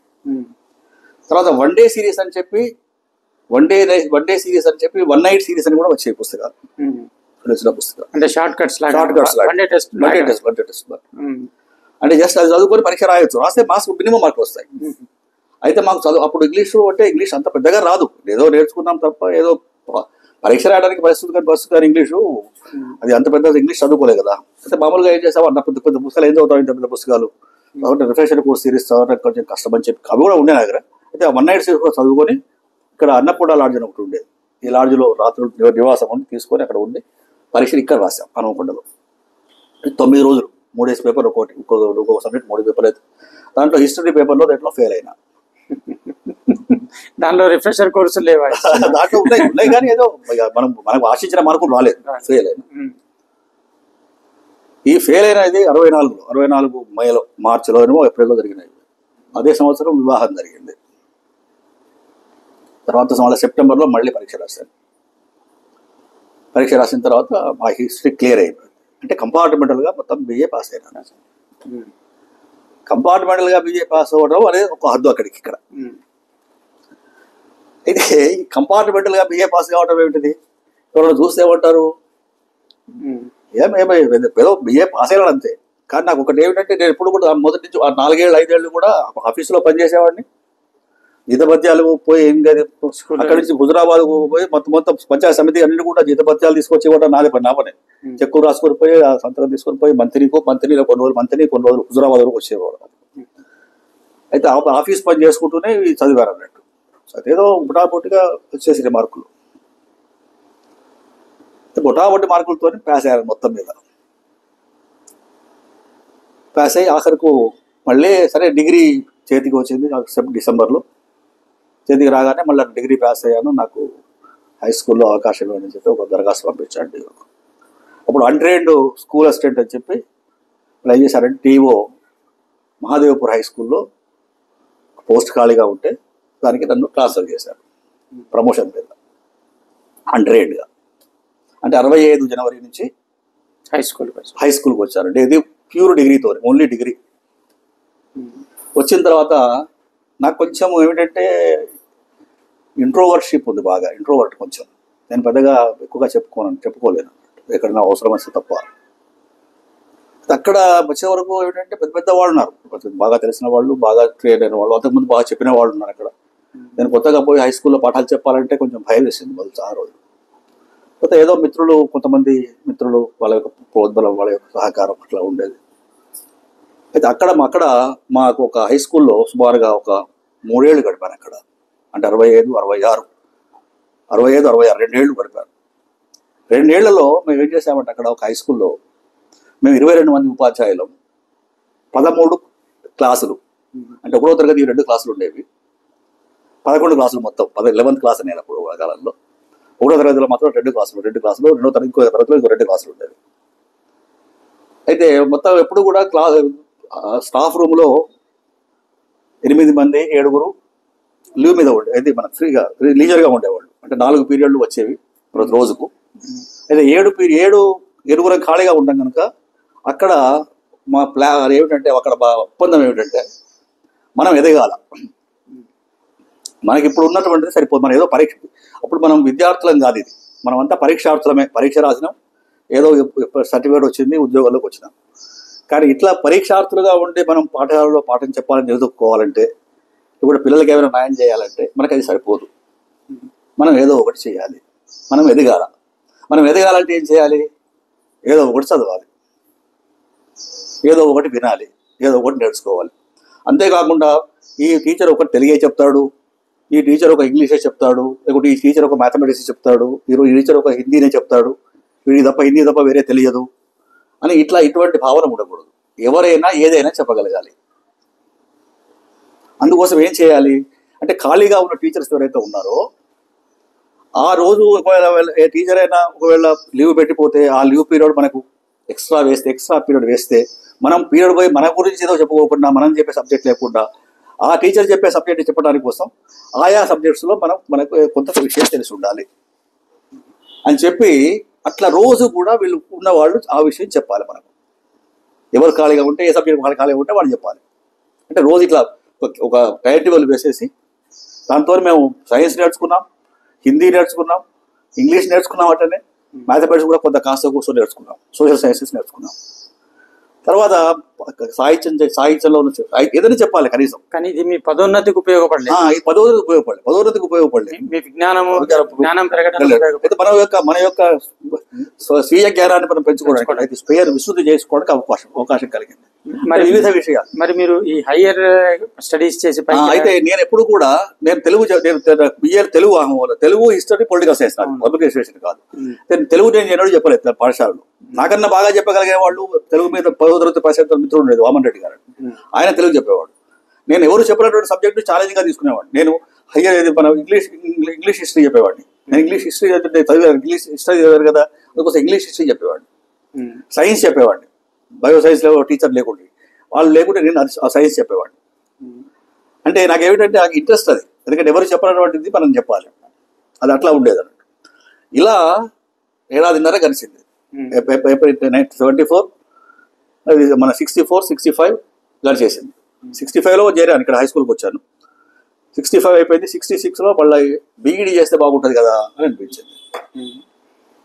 బీఈడీ చేయడానికి కోసం ఎక్కడికి వచ్చామంటే హనుమకొండ బీఎడ్ కళాశాలలో అప్లై చేసాం. అది కూడా పర్మిషన్ కావాలి, మళ్ళీ డిఓ పర్మిషన్ కావాలి ఉద్యోగాలు పోవాలంటే. అయితే మమ్మల్ని ఏం చేశారు, మమ్మల్ని డిప్యూటీ చేస్తూ డిఓ గారు ఆర్డర్ ఇచ్చారు, మీరు వెళ్ళి చేయొచ్చు అని చెప్పి. అయితే అప్పుడు ఇక్కడ ఏమిటిది, మార్కుల మీద, మెరిట్ మీద వాళ్ళు అడ్మిషన్ ఇచ్చేవాడు అప్పుడు ఆ కాలంలో. ఈ రిజర్వేషన్స్ అవి ఏమీ లేవు అట్లా. అయితే అప్పుడు సెక్షన్ ఏ అండ్ బి 2 ఉండేవి. ఒక సెక్షన్ ఏ, సెక్షన్ బి అని 2 సెక్షన్స్ ఉండేవి. 100 మంది విద్యార్థులు. అయితే నాకు ఒరిజినల్ మార్కులు అన్నీ 36%. ఇది డిగ్రీ పర్సెంట్లో 36 మార్కులకు రాదు. అప్పటి వరకు నాకు 6 ఏళ్ల సర్వీస్ అయింది. ఈ 6 ఏళ్ల సర్వీస్కు 6 ఏళ్ళ 30 మార్కులు, ఇవి 35, 36, 71% తోని నాకు 5వ నెంబర్ సీట్, 5వ నెంబర్ మీద వచ్చింది సీట్. సో ఇక్కడ సర్వీసు లాభం ఏర్పడ్డది. వచ్చిన తర్వాత అప్పుడు ప్రిన్సిపల్ శారదాబాయి వెంకటస్వామి గారే ప్రిన్సిపల్. అడ్మిషన్ ఇన్ఛార్జ్ ఏమో ధనం గారని ఉండేవారు, సోషల్ స్టడీస్ లెక్చరర్. ఆమె అన్ని సర్టిఫికెట్లు అన్నీ చూస్తూ ఏం చేశారంటే, నాన్న మీకు తక్కువ మార్కులు వచ్చాయి అని అన్నారు. అంటే ఇది వాస్తవం, తక్కువ మార్కులు వచ్చాయి అంటే, అమ్మ నాకు తక్కువ మార్కులు రాలేదు, నాకు యూనివర్సిటీ అన్ని మార్కులు ఇచ్చింది అని. ఎట్లా అన్నానో తెలియదు అన్నాను. అంటే ఆమె అది మనసులో పెట్టుకుంది. అయితే సరే జాయిన్ అయినాను. మాకు సీట్ వచ్చింది, అడ్మిషన్ అయింది. ఇక్కడ ఏదో కిరాయి తీసుకున్నాం, కుమారపల్లిలో కిరాయి తీసుకుని ఉన్నాం కొన్ని రోజులు. ఇద్దరు ఫ్యామిలీతో ఉన్నాను కొన్ని రోజులు. తర్వాత ఆ మధ్యలోనే మా నాన్నగారు చనిపోయినారు 1966లో. ఇప్పుడు 1965లో ఆయన చనిపోయింది. 65కు 60 ఏళ్ళు. ఇది మధ్యలోనే డిసెంబర్లో చనిపోయినారు ఆయన. ఇది దత్తపోటీ ఉన్నాడు. పోతా కార్యక్రమాలు వాటికి వెళ్ళి రావడం. నాకు కొంచెం అనారోగ్యం అయింది, హాస్పిటల్లో చేరాను ఇక్కడే.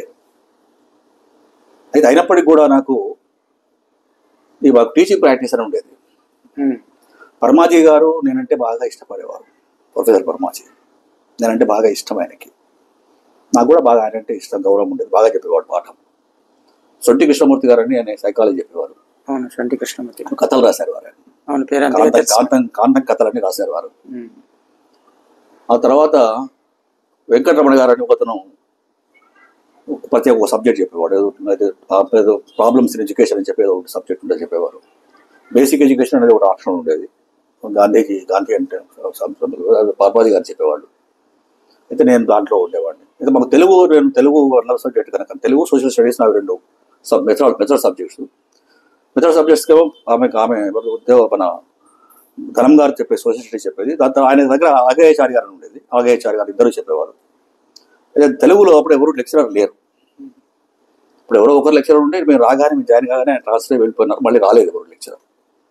అయితే మేము దగ్గర ఒక 50 మంది విద్యార్థులను తెలుగు వాళ్ళకు ఉంటారు. ఎక్కడ ఉండాలి కూర్చోవాలి, పోయి ఇంగ్లీష్ క్లాస్లో కూర్చునేవాళ్ళం. ఇప్పుడు సుబ్బసుందరం గారు అని ఆయన మంచి ఫేమస్ ఇంగ్లీష్ లెక్చరర్ ఆయన. అది వాళ్ళ మచిలీపట్నం వాళ్ళది. ఇక్కడ ఎక్కువ రోజులు ఆయన హైదరాబాద్లో పనిచేశాడు, మహబూబ్నగర్లో పనిచేశారు ఆయన. ఇక్కడ మా దగ్గర కూడా చాలా రోజులు ప్రిన్సిపల్గా పనిచేశారు. తర్వాత ఇక్కడ పనిచేసేవారు అప్పుడు ఆయన లెక్చరర్గా. ఇక్కడ కూడా ప్రిన్సిపల్గా చేసి రిటైర్ అయినారు ఇక్కడి నుంచి. అయితే ఆయన ఇంగ్లీష్ క్లాసులు వినేవాళ్ళం అన్నట్టు. సరే ఏదో లాంగ్వేజ్ ఉంటున్నాం, తెలుగు చదువుకుందాం అని చెప్పి చదువుకునే వాళ్ళం. అయితే టీచింగ్ ప్రాక్టీస్ వచ్చే వరకు మాకు ఎవరో టీచర్స్, సీనియర్ టీచర్స్ ఎవరో వచ్చి వాళ్ళు చెప్పేవాళ్ళు, క్లాసులు చెప్తే అదే పద్ధతిలో లెసన్స్ క్లాస్ రాసుకునేది. సోషల్ స్టడీస్ అవ చెప్పేది ఇట్లా రాసుకొని మేము స్కూల్లోకి వెళ్ళిపోయేవాళ్ళం. అయితే నా పాఠాలు చూసేయడానికి అప్పుడు టీచర్స్ రెగ్యులర్గా కాలేజీ స్కూల్స్ వెళ్ళేవాళ్ళం. ఆ సంప్రదాయం మేము ఉన్న కాలాల వరకు కూడా నడిచింది. అంటే పిల్లలు ఎలా పాఠాలు చెప్తున్నారో అన్ని స్కూల్స్లో వెళ్ళేవాళ్ళం అన్నట్టు.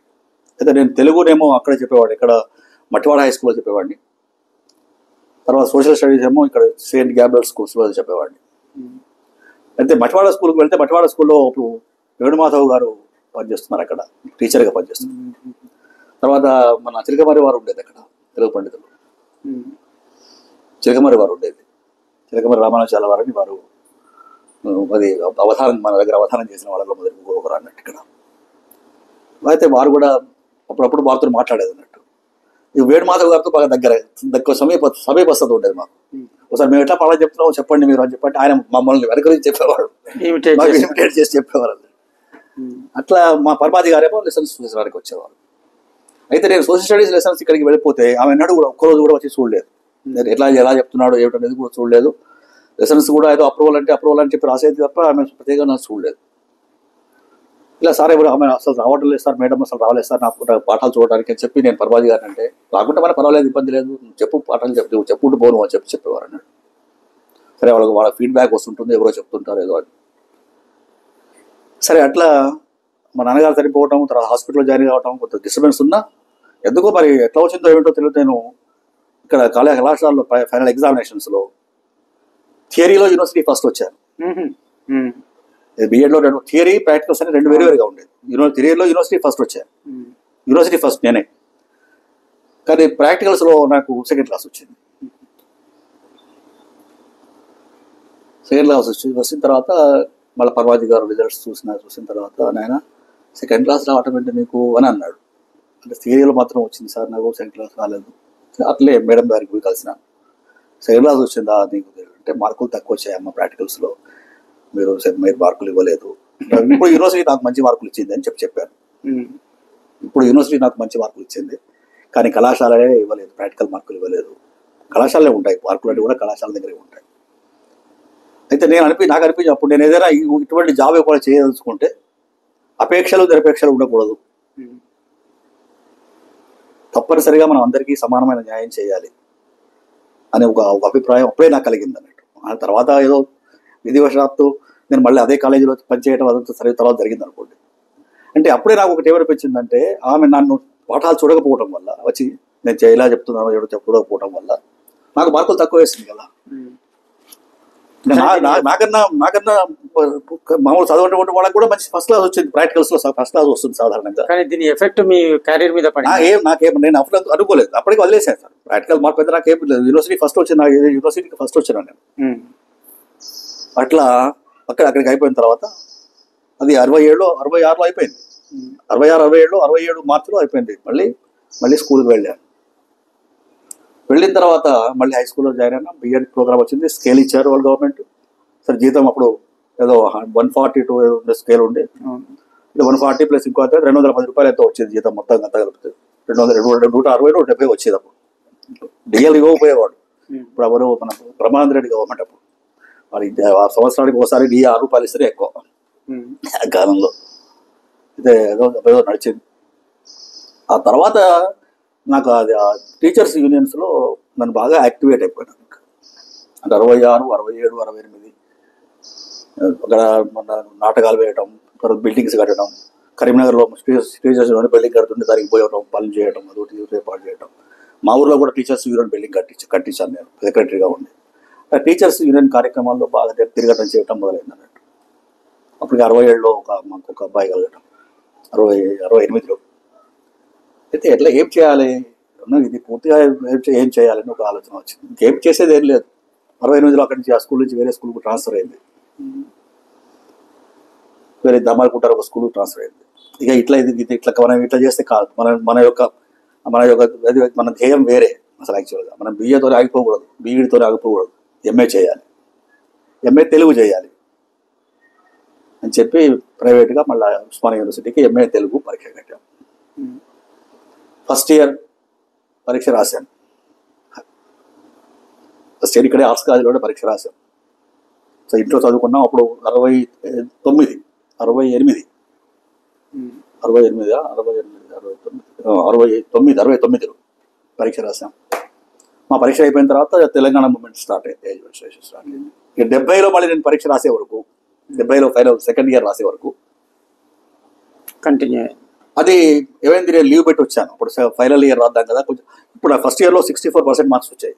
నేను ప్రైవేట్గా రాస్తే 64% వచ్చింది అన్నట్టు. ఇది MA Osmania university Telugu department. తర్వాత సెకండ్ ఇయర్ పరీక్షలకు కోసం వచ్చి సెలవు పెట్టి వచ్చాను. స్కూల్లో హెడ్ మాస్టర్గా ఉండి, హై స్కూల్ హెడ్ మాస్టర్గా సెలవు పెట్టి వస్తే ఏమైంది, ప్రతి నెలకు ఒకసారి లీవ్ ఎక్స్టెండ్ చేస్తున్నా అది ఎగ్జామినేషన్ 3 నెలలు పోస్ట్పోన్ అయినట్టు. అది బాగా ఇక్కడ మా బావమరిది అప్పుడు ఇక్కడ ఉన్నత కళాశాలలో తెలుగు చదువుకునేవాడు, అది బీఓఎల్ చేసేవాడు. అది అక్కడే గదిలో ఉంటూ ఏం చేయాలి వాటికి ఖాళీగా కూర్చుంటే, అప్పుడు నాకు మాధవరావు గారని మా ఊరు పక్కన ఒక ఊరు, అతను ఎంఏ ఫైనల్ ఇయర్లో ఉన్నాడు ఇక్కడ, రెగ్యులర్ స్టూడెంట్. తర్వాత హరి సనత్ కుమార్ కూడా ఉన్నాడు, శివకుమార్ గారు తమ్ముడు కూడా. అప్పుడు నేను వాళ్ళ ద్వారా నేను ఖాళీగా ఉండి రోజు కనీసం వింటేనన్నా కొంచెం, అంటే అప్పటి వరకు మనం వినలేదు, అంటే పీయూసీ తప్ప మళ్ళీ లెక్చర్ ఇవన్నీ వినలేదు కదా. పోతే రామరాజు గారు ఉన్నారు ఇక్కడ, రామరాజు సారు, తర్వాత సుప్రసన్న సారు, రామరాజు గారు, సుప్రసన్న సారు, తర్వాత ఎవరు మన రామకోటేశ్వరరావు గారు, రామకోట శాస్త్రి గారు, తర్వాత మాదిరాజు రంగారావు గారు. వీళ్ళు 3-4 ఉన్నారు, అన్ని పెద్ద పెద్ద పేర్లే. తర్వాత డైరెక్ట్గా వెళ్ళి సారు ఇన్ఛార్జ్ అన్నట్టు, పీజీ సెంటర్ ఇన్ఛార్జ్ ఎవరు, రామరాజు సార్. పోయి సార్ గారు ఇట్లా నేను టీచర్గా పనిచేస్తాను, ఇట్లా మా వాళ్ళు వీళ్ళు పరిచయం చేశారు, నన్ను టీచర్గా పనిచేస్తున్నారు. సెలవు పెట్టి వచ్చాను 3 నెలల నుంచి. 3 నెలలు దాటిపోతుంది, 10 రోజులు వస్తుంది తెలియదు ఎప్పుడు ఎగ్జామ్స్. కనీసం క్లాసులు వింటాం సార్, పర్మిషన్ ఇవ్వండి మీ క్లాసులో కూర్చుంటామని అంటే ఎస్ అన్నాడు ఆయన. కూర్చోరా బాబు, నువ్వు ఏం పర్లేదు విను. తర్వాత సార్ అందరి పర్మిషన్ తీసుకున్నాను, సుప్రసన్న సారు, తర్వాత మాదిరాజు రంగారావు గారు, తర్వాత కామగోశాస్త్రి గారు. సారు కావ్యం చెప్పేది, సుప్రసన్న సార్. వస్తు చరిత్ర ఉండేది మాకు, వస్తు చరిత్ర కూడా రాస్తూ ఉండేది. బ్రహ్మాండంగా అసలు ఎంతగా ఎడో తేలిపోతున్నట్టుగా ఉండేది. అంటే మేము చదువుకునేది పుస్తకాలు చూసుకుని పుస్తకాలు విజ్ఞానం కదా, వేరే లేదు ఇంకా. అయితే అన్ని పాత నోట్స్, ఆ నోట్స్, ఈ నోట్స్ అన్ని కూడా రాసుకునేది అన్నట్టు. రంగారావు గారు ఆధునిక కవిత అని చెప్పేవారు. అది తర్వాత ఇంకొకరు ఏమిటంటే మన ఎవరు రామరాజు గారేమో మన చరిత్ర చెప్పేవాడు, చరిత్ర సంస్కృతి గురించి అని చెప్పేవాడు. రామగోపాల శాస్త్రి గారు వ్యాకరణం చెప్పేవారు, బాల వ్యాకరణం, ప్రౌఢ వ్యాకరణం రెండు చెప్పేవారు. అంటే కొన్ని అధ్యాయాలు అంటే 3 నెలల కాలంలో వాళ్ళు చెప్పగలిగినంత విన్నాను నేను. దానివల్ల నాకు ఏమైందంటే ఇదేదో ఉంది, దీన్ని మనం దీన్ని పట్టుకోవాలి. అప్పటి నుంచి సుప్రసాద్ సార్ నాకు తెలుసు. సార్ నేనంటే ఆయనకు సార్కు చాలా అభిమానం అన్నట్టు, సార్కు ఒక ప్రేమ అభిమానం. ఆయనకు నన్ను ఇక్కడ కూడా నేను వచ్చిన తర్వాత కూడా నన్ను చాలా ప్రోత్సహించారు ఆయన. అయితే అప్పుడు నేను యూనివర్సిటీ ఫైనల్ ఎగ్జామ్ రాస్తే నాకు ఫైనల్లో 74% వచ్చినాయి. సో ఈ 4 లెక్చరర్ల ప్రభావంతో 74% వచ్చింది. నేను మామూలుగా ఇంటి దగ్గర ముందు చదువుకుంటేనే 64% వచ్చింది, 74% వచ్చింది. అంటే అంటే ఎక్స్పోజర్ అదే వేరే ఏదో మనకి అది పరీక్ష. ఇప్పుడు మన పరీక్షార్థులమే, విద్యార్థులం కాదు. మనం అప్పటివరకు ఏం చదవలేదు. నేను అంతవరకే భారతం చదవలేదు, మొత్తం భాగవతం చదవలేదు, ఏ కావ్యం కూడా చదవలేదు, మొత్తం చదవలేదు. అక్కడ ఏది అవసరం ఉంటుంది నాకు చదవడం అంతే. అయితే అట్లా 70లో ఎంఏ డిగ్రీ వచ్చింది. ఎంఏ డిగ్రీ వచ్చిన తర్వాత ఇక ఏం చేయాలి యాక్చువల్గా. మా పరమాజీ గారు నన్ను నా వెంట ఉన్నాడు ఆయన. ఎప్పుడు నేను 66 నుంచి 67 ఎప్పుడైతే నేను మొదలు చూసారో అప్పటి నుంచి నా వెంట ఉన్నాడు ఆయన. నేను అప్పుడప్పుడు అనుకుండగా వచ్చేవాడిని. ఇచ్చినప్పుడల్లా ఏరా ఏం చేస్తున్నావు, ఎంఎడ్ చేయి, ఎంఎడ్ చేయి, ఎంఎడ్ చేయి. ఎంఎడ్ చేయాలంటే మళ్ళీ 1 సంవత్సరం లీవ్ పెట్టాలి. మరి సంసార భంజం ఓడిపోతుంది, పెద్దగా ఉండే వాళ్ళకి కాదు. లీవ్ పెట్టాలంటే 1 ఇయర్ లీవ్ పెట్టాలి.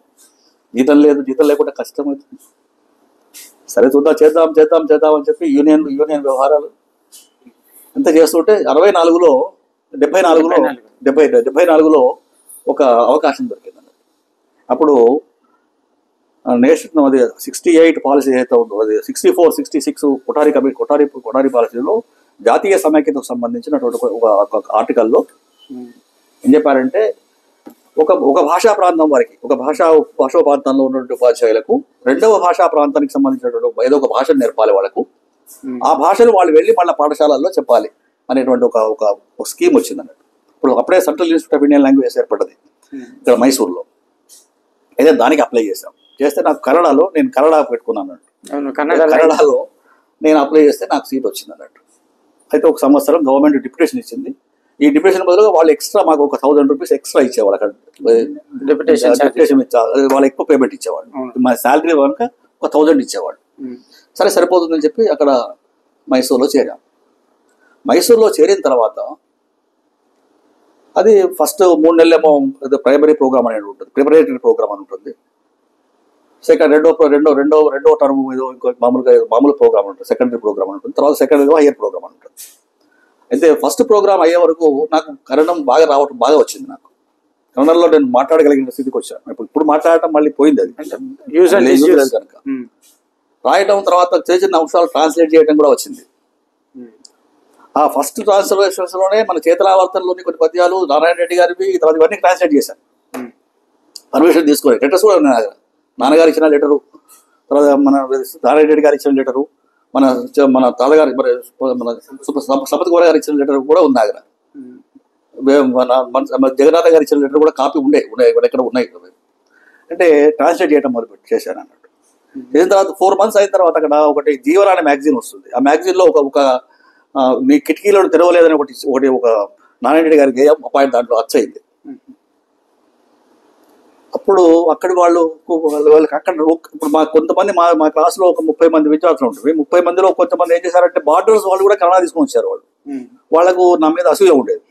వాళ్ళ కన్నడ వచ్చు అంతకుముందే. అయితే వచ్చారు, ఏదో జస్ట్ స్కూల్లో నుంచి వద్దామని వచ్చారు. అయితే నాకు ఆ కన్నడ భాషకు సంబంధించినటువంటి విషయాలను కూడా చదవటం తర్వాత మళ్ళీ ఇక్కడికి వచ్చిన తర్వాత వాళ్ళు ఒక సుమారుగా ఒక 500 పుస్తకాలు ఇచ్చారు, చిన్న చిన్న పుస్తకాలు, చిన్న అన్ని లైబ్రరీ. ఒక 2 ఏళ్ళు 3 ఏళ్ళు అక్కడ పాఠాలు చెప్పాను మా ఊర్లో పిల్లలకి. కన్నడ చెప్పాను అప్పుడు ఆ కాలంలో. సాయంత్రం 5 o'clock అయిన తర్వాత కూర్చొని పెట్టి ఇంట్రెస్ట్ ఉన్నటువంటి పిల్లలు 40, 20 మంది 30 మంది ఉండేది. వాళ్ళకి కన్నడ చెప్పి కన్నడ ఇట్లా అది ఆ కన్నడ కూడా వాళ్ళకు పిల్లలకు చెప్పేది. అక్కడ నాకు మళ్ళీ అక్కడ ఫస్ట్ వచ్చాను. మళ్ళీ ఇక్కడ మైసూర్లో కూడా నేను క్లాస్ ఫస్ట్ అక్కడ మళ్ళీ అది మళ్ళీ నాకు లాస్ట్ సర్టిఫికేట్లో నాన్నయ్య ముదిరిపోయారు అక్కడ. అయితే ఇట్లా కన్నడలో కూడా అక్కడ చదువుకున్నాను.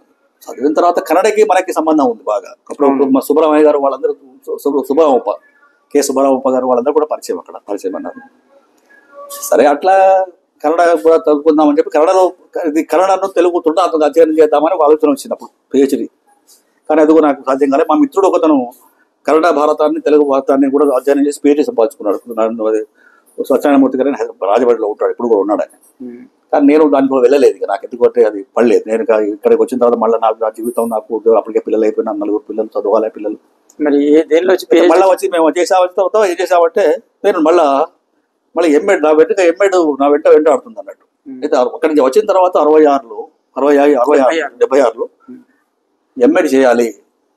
ఎంఎడ్ ఎట్లా చేయాలి, ఏం చేయాలంటే డిస్టెన్స్ మోడ్లో చేయాలి, అంత తప్ప గత్యంతరం లేదు. డిస్టెన్స్ మోడ్లు ఎక్కడ ఉన్నాయనుకుంటే అప్పుడు బరోడా పోవాలి, లేకపోతే మైసూర్లో ఒకటి ఉంది, పునాలో ఒకటి ఉంది అని చెప్పి అడ్రస్ తీసుకొని అప్లై చేశాం. అప్లై చేస్తే ఇక్కడ ఆదర్శ కాలేజ్ అని ఒకటి, తిలక్ కాలేజ్ అని 2 కాలేజీలు ఉన్నాయి, వారి ప్రైవేట్ కాలేజీ. ఆ ప్రైవేట్ కాలేజీలో ఎంఎడ్ కోర్స్ నడుస్తుంది, యూనివర్సిటీలో ఒక డిపార్ట్మెంట్ నడుస్తుంది. అంతే, మూడు చోట్లే ఉంటుంది. మొత్తం పూనా యూనివర్సిటీలో మొత్తం మూడు చోట్లే ఉంటుంది ఎంఎడ్. అయితే డిస్టెన్స్ మోడ్ అయితే 2 ఏళ్ళు కోర్సు, మామూలు రెగ్యులర్ కోర్స్ అయితే 1 ఇయర్ కోర్సు. డిస్టెన్స్ మోడ్ చేద్దాం వేసవి కాలంలో పోవటం. వేసవి కాలంలో 45 డేస్ 40 డేస్ ఉండేది అన్నట్టు ప్రోగ్రామ్. అయితే 77 చివరలో 78 వేసవిలో ఒకసారి వెళ్ళాం. అయితే అప్పుడు అంతకుముందు నుంచే పోయి ఒకసారి రిజిస్ట్రేషన్ చేసుకుని వచ్చాం. వెళ్ళాం. వెళ్ళిన తర్వాత ఫస్ట్ ప్రోగ్రామ్ అయింది, కాంట్రాక్ట్ ప్రోగ్రామ్. వాళ్ళకి అసైన్మెంట్స్ ఇచ్చేవాళ్ళు, రాసి పంపించేవాళ్ళు. తర్వాత 2వ ప్రోగ్రామ్కి వెళ్ళాం, అసైన్మెంట్స్ ఇచ్చేవాళ్ళు, రాసి పంపించాం. సరే ఏదో వచ్చింది. తర్వాత థియరీ ఎగ్జామ్స్ వచ్చాయి. అప్పుడు ఏమైందంటే ఒక 4 రోజులు సెలవు పెట్టిపోయాం. ఇద్దరు మా మిత్రుడు ఒకతను, జనార్దన్ రెడ్డి గారు ఒకతను ఉండేవాడు, నయోదయలో పనిచేసి రిటైర్ అయిన ఆయన. ఇద్దరం కలిసి చదివాము. అయితే మా తరగతిలో 100 మంది పిల్లలు ఉండేవాళ్ళు. తమిళనాడు నుంచి పిల్లలు ఉండేవారు. తమిళనాడు నుంచి ఒక 16-17 మంది పిల్లలు ఉండేవారు. తెలుగు వాళ్ళ మేము 2-3 ఉండేవాళ్ళం, మిగతా వాళ్ళంతా వేరే రాష్ట్రాల నుంచి ఉండేవాళ్ళు. అయితే అక్కడ పర్సెంటేజ్ ఆఫ్ పాసెస్ ఎట్లా ఉన్నాయంటే ఫస్ట్ క్లాస్ ఎవరికి రాదు. పర్సెంటేజ్ ఆఫ్ పాసెస్ కూడా చాలా తక్కువ, అంటే ఒక 10% 15% పాస్ అవుతారు అంతే ఆ కాలంలో ఎంఎడ్ ప్రోగ్రాంలో. అయితే ఏం చేయటం, మనకేదో మనం కనీసం మినిమం 2nd క్లాస్ మార్కులు రాది. మన యూనివర్సిటీ లెక్చరర్స్గా పట్టుకోవడానికి వీలు లేదు, ఎంఎడ్ చేసి ప్రయోజనం లేదు, 3rd క్లాస్ వస్తే ప్రయోజనం లేదు. చెప్పి ఏం చేద్దామంటే బాగా చదివేవాళ్ళం అండి. రోజుకు సుమారుగా 16 hours 17 hours చదివేవాళ్ళు, ఏం పని లేదు అక్కడే. క్లాసులు వినటం, మధ్యాహ్నం అంతా కాలేజీలోనే కాంబినేషన్ ఇచ్చేవాళ్ళు, అక్కడే కూర్చోవటం, అక్కడే చదవటం అన్నట్టు. ఏ పుస్తకం కనబడితే ఆ పుస్తకం చదవటం, నోట్స్ రాసుకోవటం, ఓ రకంగా బట్టి పెట్టుకోవటం, పాయింట్స్ రాసుకోవటం, ఆ పాయింట్స్నే జ్ఞాపకం పెట్టుకోవటం. అట్లా మొత్తం మీద 4 పరీక్షలు, 5 మొత్తం ఫైనల్ 4 పేపర్లు, 5 మంది పేపర్. అవి 4 పేపర్ రాసి ఎగ్జామ్ రాసిన తర్వాత 6 పేపర్స్ ఏదో ఉండేది. నాకు 64% మార్క్స్ వచ్చాయి. First class marks. నేను ఒక్కడే ఫస్ట్ క్లాస్.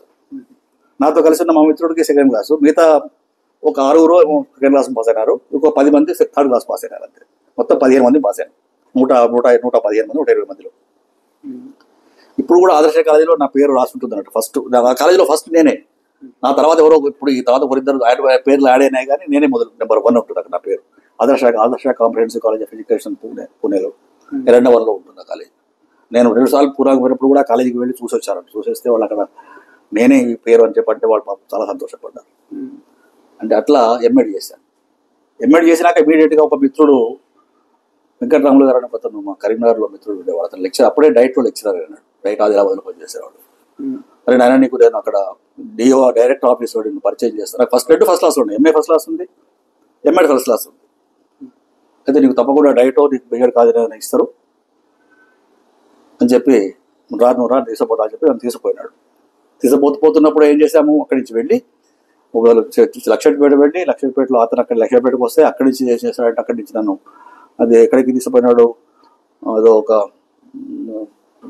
ఎక్కడికో దేవాలయానికి తీసుకెళ్ళాడు. అక్కడ దండం పెట్టి అక్కడి నుంచి సరిగ్గా మేము ఏం చేసామంటే హైదరాబాద్ పోయినాం. హైదరాబాద్ పోతే నందకుమార్ అని ఒక అబ్బాయి ఉండే, అతను యూడీసీ ఉండేవాడు, C1 సెక్షన్ ఉండేది అక్కడ. వాళ్ళ ఇంటికి పోయినాం. పోయి ఇట్లా మనవాడు వీడికి హెల్ప్ చేయని చెప్పి అంటే పాపం చేస్తా, తప్పకుండా చేస్తా అని చెప్పి అప్పుడు అప్లికేషన్ తీసుకొని నువ్వు రాకు, నేను పంపిస్తాను, నీకు ఆర్డర్ పంపిస్తాను అని చెప్పి అన్నది. అప్పుడే ఆర్డర్ పెట్టినారు. ఒక అది సెప్టెంబర్లో నేను అప్లికేషన్ ఇచ్చాను. ఆగస్ట్లో రిజల్ట్స్ వచ్చినాయి. సెప్టెంబర్ అప్లికేషన్ ఇచ్చాను. ఆగస్ట్ ఫస్ట్ వీక్ కల్లా ఆర్డర్స్ వచ్చినాయి నాకు. ఇది appointed, promoted and appointed and lecturer in college of education Hanamkonda, Telugu lecturer in Telugu methodology అని చెప్పి వచ్చేసింది. వచ్చేవరకు ఇక్కడ ఒకతను ఉండేవారు, లెక్చరర్ ఉన్నారు, ఆయన మసూదన్ రెడ్డి గారు అని ఉండేవారు. ఆయన డిగ్రీ కాలేజ్ నుంచి వచ్చి డిప్రెషన్ మీద ఉన్నారు వాళ్ళు, ఆ ఫారెన్ సర్వీస్ కింద. అయితే వాళ్ళను సరెండర్ చేశారన్నట్టు వేరే వాళ్ళ హోమ్ డిపార్ట్మెంట్కు చేస్తే ఆయన పోలంటే నాకు ప్రాబ్లం అయ్యేది. ఆయన పాపం వెళ్ళిపోయినాడు, ఆయన నేను జాయిన్ అయినాను. అప్పుడు మాకు ఆంజనేయ శాస్త్రి గారు హెడ్, నేను జూనియర్. అప్పుడే దాని తర్వాత కాలేజీ, మళ్ళీ నేను చదువుకున్న కాలేజీలో మళ్ళీ లెక్చరర్. ఎంత భయం అయిందంటే కాలేజీలో క్లాస్లో పాఠం చెప్పాలంటే చాలా భయం వేసింది అన్నట్టు. 2 సెక్షన్స్, తర్వాత తెలుగు రోజు బాగా 50 మంది పిల్లలు ఉండేవాళ్ళు.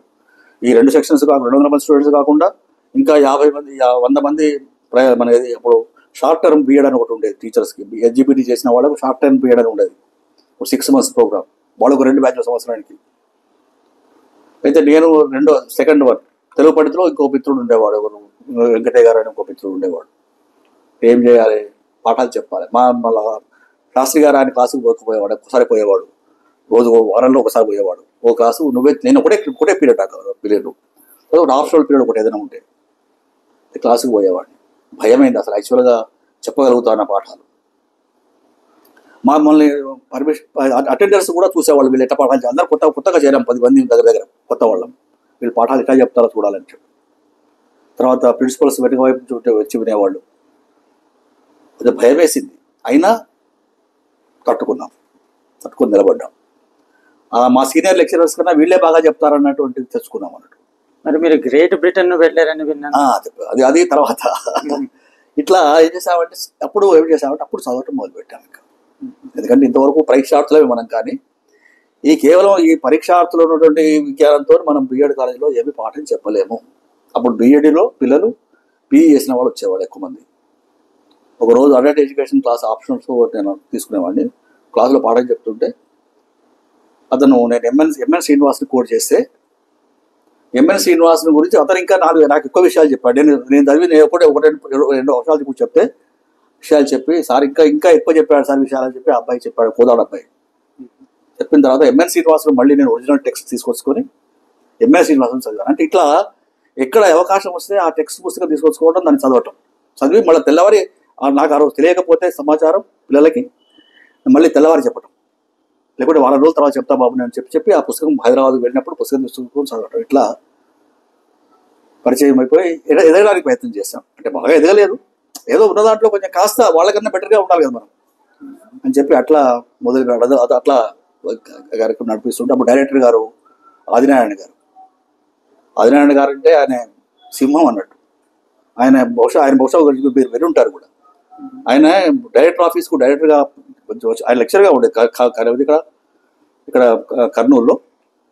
దాంతో ప్రమోషన్ మీద డైరెక్టర్ మీద వచ్చారు. ఆయన వస్తే ఆయన ఆఫీసుకు డైరెక్టర్గా డ్యూటీ ఉద్యోగ నిరోధన కోసం ఆఫీస్కి వస్తే డైరెక్టర్గా మన టెలిఫోన్ భవన్ దగ్గర ఆఫీస్కు ఆయన బస్సులో వచ్చేవాడు, కానీ గవర్నమెంట్ వెహికల్ మీద రాకపోయేవాడు. ఇంటికి పోయేటప్పుడు మళ్ళీ మామూలుగా బస్ ఎక్కే పోయేవాడు. ఇక్కడికి వచ్చి ఇక్కడ డ్యూటీకి పోవాలంటేనే గవర్నమెంట్ జీప్ తీసుకునేవాడు. ఆ జీపులు కార్లు ఎక్కడ ఉన్నాయి, జీపులే. అంటే అతను మా కాలేజీ అప్పుడు 3 రోజులు ఇన్స్పెక్షన్, ప్రతి ఎవ్రీ ఇయర్ 3 రోజులు ఇన్స్పెక్షన్ చేసేవాడు. 3 రోజుల్లో మా అందరి క్లాసులు వినేవాడు. విని అప్పుడు వాళ్ళు నన్ను బాగా చెప్తున్నావు, ఇంకా చెప్పు, ఇంకా ప్రయత్నించాలి యూ టు డూ అని అట్లా ప్రోత్సహించేవాళ్ళు వాళ్ళు. తర్వాత వెంకటరెడ్డి గారు అని ఉన్నారు గురువరులో, ఆయన మ్యాథమెటిక్స్. వెంకారెడ్డి గారు నువ్వు అది చదివావా ఇది చదివావా అడిగేవాడు.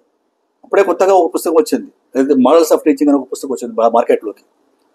అయితే హైదరాబాద్లో ఏంటంటే డైరెక్టర్ వచ్చినాడు, కానీ వాడు బుక్ సెంటర్స్ ఉంటారు కదా, వాళ్ళు తీసుకుపోయి ఒక పుస్తకం సార్ ఇది కొత్త పుస్తకం వచ్చింది సార్ మన ఎడ్యుకేషన్ సంబంధించి నుంచి వారికి ఇస్తే, ఆయన ఇక్కడికి వచ్చినప్పుడు ఆ పుస్తకం చదివావా అని చెప్పేవాడు. మమ్మల్ని అడిగేవాడు, నువ్వు చదివావా అంటే ఆ పేరే వినలేదు. మా మిత్రుడు ఒకతను నువ్వు car history social studies lecture నువ్వు కార్ చదివావా అన్నాడు ఆయన. కార్ అంటే హిస్టరీ మీద రాశాడు పుస్తకం రాశాడు. అంటే ఆయనకు తెలియదు, నాకు తెలియదు కారు. నేను కారు కూడా మళ్ళీ తెప్పించుకున్నాం. కారు పుస్తకం చదివిరా మేము లేదు చదివాను history. Car what is history తర్వాత కారు ఆ పుస్తకం తెలుగులో మన తెలుగు అకాడమీ వాళ్ళు అనువాదం కూడా చేశారు.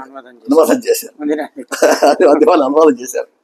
అయితే ఆ మోడల్స్ ఆఫ్ టీచింగ్ తెచ్చుకున్నాం. ఈ కార్ పుస్తకం మా మిత్రుడు తెచ్చుకున్నాడు, భూమిరెడ్డి గారు ఉంటాడు, చనిపోయినారు పాపం కరోనాలో. అయితే ఇట్లా ఏంటంటే చదవటం ప్రయత్నం చేయడం. మనం హ్యావ్ టు రీడ్ అట్లా రీడ్ చేస్తున్నప్పుడే పిహెచ్డీ చేయాలని చెప్పి మళ్ళీ మా పర్వాలేదు ఏమైనా పిహెచ్డీ ఏమై. సో ఇక్కడ మనం ఒక శుద్ధి విరామం తీసుకొని ఒకరికి పిహెచ్డీ అయిపోయిందా చెప్తారు. పిహెచ్డీ చేయాలి. ఏం చేయాలి పిహెచ్డీ తీసుకున్నప్పుడు ఏం జరిగింది, సరే 85 వచ్చింది. అప్పుడే 84 వచ్చింది. అప్పుడే 3 ఏళ్ళు గడిచింది. 3 ఏళ్ళు గడిచినా నేను లెక్చరర్ కూడా అయినా. మధ్యలో ఏదో ఒక సంవత్సరం ఏదో అప్పుడు ఎన్టీ రామారావు గారి కాలంలో ఇది ఏజ్ పెంచడం వలన ఏదో కారణం వలన ఏదో సంథింగ్ ఏదో జరిగింది. జరిగినప్పుడు రివర్ట్ చేశారు. ఒక పేపర్ రివర్షన్ అయింది. కానీ మళ్ళీ తర్వాత ఇమీడియట్గా అడ్జస్ట్ చేశారు.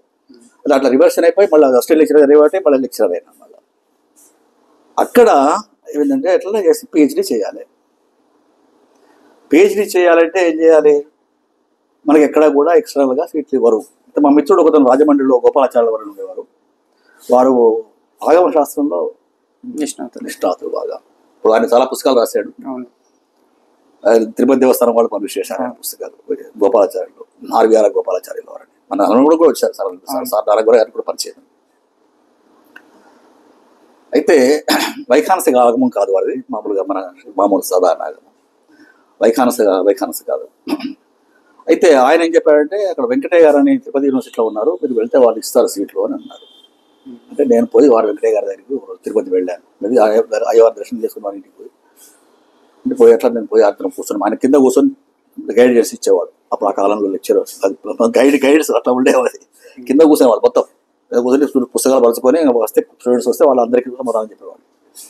వాళ్ళ దగ్గర కూర్చుంటే ఆయన నువ్వు ఎక్కడ చేసావు ఎంఏడ్ అని అడిగినాడు ఆయన. సార్ నేను పూనా యూనివర్సిటీలో చేశాను సార్ అంటే, అప్పుడు పూనా యూనివర్సిటీకి మా ఎస్వి యూనివర్సిటీకి మధ్య అవి ఒప్పందాలు ఉంటాయి, అవి రెసిప్రోకల్ సిస్టమ్ ఉంటుంది. అది లేదబ్బా నీకు ఇక్కడ అలా దొరకదు, నువ్వు అదేదైనా మరి వేరే చోట చూసుకో నువ్వు అని చెప్పన్నాడు.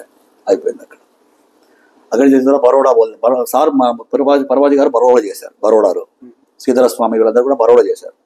బరోడాకు వెళ్దామా అంటే బరోడా మళ్ళీ దూరం ఇవాళ ఏం పోతాం మనం అక్కడ, సరే ఇక్కడ ఒకసారి ఉస్మానియాలో ట్రై చేద్దామని వెళ్ళారు. అయితే మేము ఆ మధ్యలో మేము మైసూర్లో ఉన్నప్పుడు మైసూర్లో అక్కడ ఆర్ఈసీ ఉంది, రీజనల్ కాలేజ్ ఆఫ్ ఎడ్యుకేషన్ అనేవాడు ఆర్సీఈ. ఆ కాలేజీలో మల్లారెడ్డి గారు, ప్రొఫెసర్ మల్లారెడ్డి గారు అప్పుడు ఆయన అక్కడ లెక్చరర్గా ఉండేవారు. అప్పుడు మాతో పాటుగా హాస్టల్లో మేము కొన్ని రోజులు హాస్టల్లో ఉన్నాం.